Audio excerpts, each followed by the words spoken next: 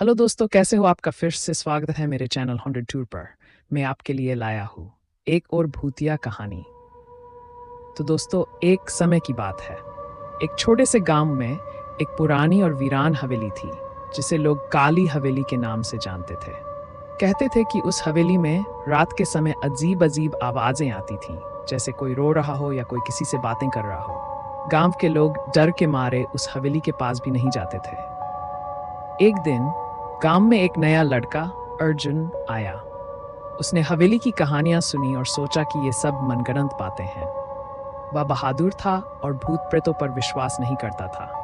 इसलिए उसने तय किया कि वह हवेली में रात बिताएगा और सच जानकर गांव वालों को बताएगा। रात होते ही अर्जुन ने एक दिया और कुछ खाना साथ लिया और हवेली की ओर चल पड़ा। हवेली में घुसते ही उसे एक अजीब सिहरन महसूस हुई, लेकिन उसने इसे नजरअंदाज किया और एक कमरे में जाकर बैठ गया।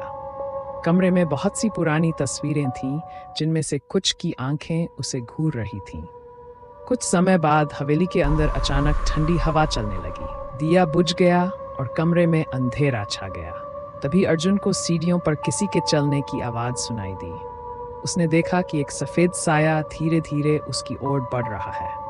साया पास आते ही अर्जुन के दिल की धड़कन तेज हो गई। साया धीरे धीरे और करीब आता गया और जब अर्जुन ने ध्यान से देखा तो उसकी आंखें फटी की फटी रह गईं। वह कोई और नहीं बल्कि हवेली के पुराने मालिक की आत्मा थी। वह आत्मा अर्जुन से कुछ कहना चाहती थी।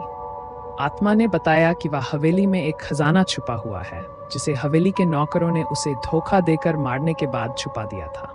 आत्मा की मुक्ति तभी हो सकती थी जब वह खजाना सही हाथों में पहुंच जाए। अर्जुन ने अगले दिन गांव वालों को सब बताया और उनके साथ मिलकर खजाने की खोज की।